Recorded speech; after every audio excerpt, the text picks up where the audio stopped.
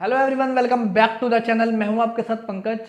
बच्चों, आज हम स्टार्ट कर रहे हैं क्लास 12th की अकाउंटेंसी का डिसोल्यूशन ऑफ पार्टनरशिप। हमने फंडामेंटल अपलोडेड किया हुआ है चैनल में। उसमें थोड़े से आपकी साउंड में प्रॉब्लम आएगी आपको और क्वालिटी भी थोड़ी कम होगी, बट मैं जल्दी ही जैसे ही आपका डिसोल्यूशन खत्म हो जाएगा तो एक वन शॉट वीडियो बना दूंगा। उस जैसे फंडामेंटल की एक one shot, change in ratio की एक वन शॉट। अभी आप नीचे चैनल पे जाओगे तो जो ओल्ड वीडियोस हैं उसमें आपको मिल जाएगा पूरा फर्स्ट से लेके एडमिशन, डेथ, रिटायरमेंट, सारे टॉपिक आपके अकाउंट्स के। लेकिन डिसोल्यूशन हमारा अभी तक अपलोडेड नहीं था, तो आज हम डिसोल्यूशन ऑफ पार्टनरशिप ले आए हैं क्योंकि 8 नंबर का कम से कम आपका चैप्टर आने वाला है। एडमिशन और रिटायरमेंट में तो आपको चॉइस आती है, तो आप एडमिशन कर लो, रिटायरमेंट छोड़ दो। डेथ की वीडियो ऑलरेडी अपलोडेड है। और डिसोल्यूशन में बच्चों को बहुत ज़्यादा प्रॉब्लम भी आती है क्योंकि ये चैप्टर बेस्ड है जर्नल एंट्री में, और जर्नल एंट्री ही बच्चों की खराब होती है बेस। तो आज इसलिए हम स्टार्ट कर रहे हैं डिसोल्यूशन। अब इस चैप्टर में क्या क्या इंपॉर्टेंट है देखो।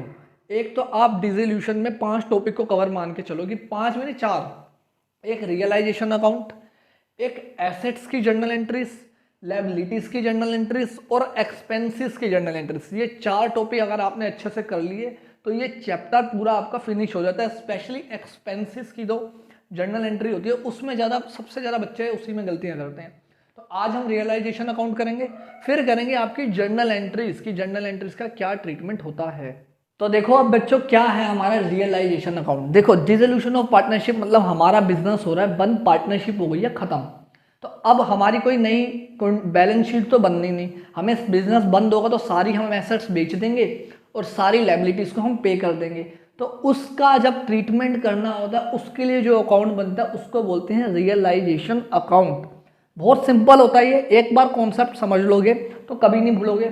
आपको बैलेंस शीट गिवन होती है क्वेश्चन में इसमें, ठीक है। अब बैलेंस शीट में हमारी जो यहाँ पे आता है हमारी लायबिलिटीज और राइट साइड में हमारी आ रही होती है सारी एसेट्स।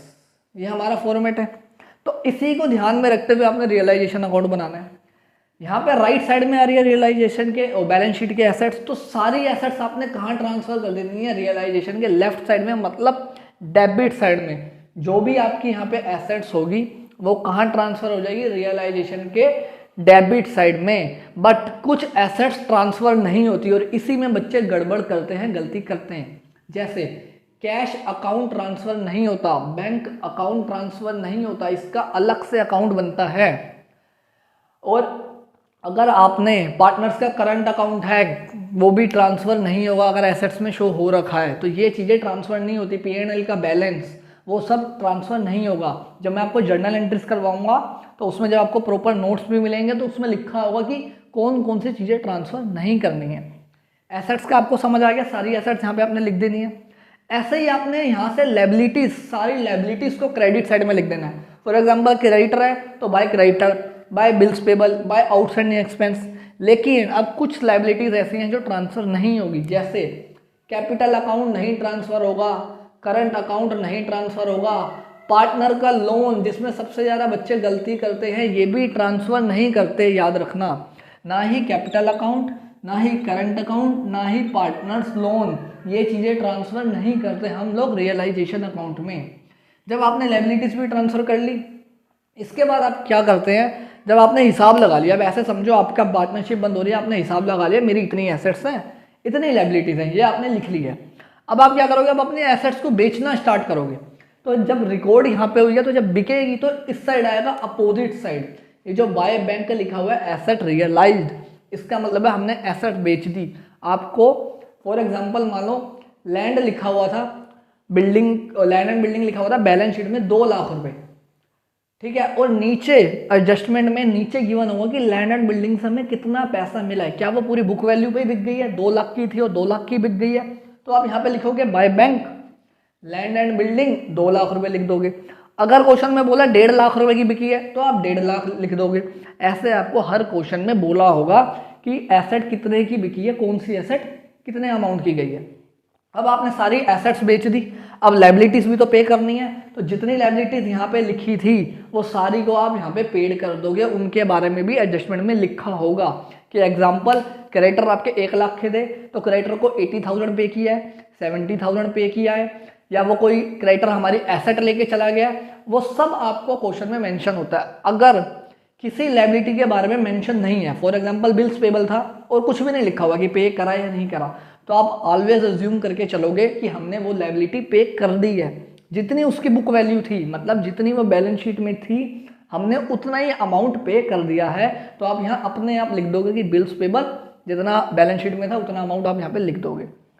एसेट्स भी हो गई, बेच भी दी, लायबिलिटीज भी पे हो गई, ये हो गया सारा काम खत्म। अब ये जो रियलाइजेशन का जितना भी प्रोसेस हुआ है, या तो आप इसके लिए किसी चार्टर्ड अकाउंटेंट को हायर करोगे, किसी अकाउंटेंट को हायर करोगे प्रोफेशनल, अब उसका कुछ खर्चा भी होगा, तो वो फर्म के अकाउंट से जा रहा है। अगर वो फर्म के अकाउंट से खर्चा जा रहा है तो यहाँ पे लिखेंगे टू बैंक अकाउंट में जितना भी होगा। ये भी आपको नीचे एडजस्टमेंट में गिवन होगा कि रियलाइजेशन एक्सपेंसेस 5000 लिखा होगा, पेड बाय फर्म या कुछ भी ऐसे लिखा होता है गिवन। वो अगर इसमें केसेस होते हैं जो मैंने आपको बोला एक्सपेंसेस वाले केसेस, वो वहाँ पे डिस्कस करेंगे। तो ये हो गया। अगर मान लो वो कोई खर्चा, वही रियलाइजेशन के एक्सपेंसेस किसी पार्टनर ने पे कर दिए, मैं एक पार्टनर था, मैंने कहा यार अभी मैं पे कर देता हूँ, ये जो भी हो रहा है बाद में हिसाब कर लेंगे, तब यहाँ पे आएगा to partners capital account. For example 5000 है तो 5000 लिख देंगे, 10,000 है तो 10,000 लिख देंगे। देखो दोनों एक्सपेंसेस के खर्चे आज डेबिट साइड ही रहे हैं, बस एक में बैंक का नाम आ रहा है जब फर्म पे कर रही है, और एक में पार्टनर्स कैपिटल अकाउंट आ रहा है क्योंकि ये कौन पे कर रहा है, पार्टनर पे कर रहा है। ये यहाँ पे क्यों आया, अभी जर्नल एंट्री से आपको बहुत क्लियर हो जाएगा जब हम जर्नल एंट्री करेंगे। इसके बाद अब क्या लिखा है, बाय पार्टनर्स कैपिटल अकाउंट। अगर कोई पार्टनर एसेट बिक रही थी, तो एक ऐसी एसेट थी जो पार्टनर ने कहा ये मैं ले जाता हूँ, मेरे को इसके घर में रिक्वायरमेंट है, मान लो लैपटॉप था, फर्नीचर था, कुछ भी था, तब क्रेडिट साइड में लिखते हैं बाय पार्टनर्स कैपिटल अकाउंट, जो भी एसेट उसने पार्टनर ने ले ली हो और जितने रुपए की ले ली हो।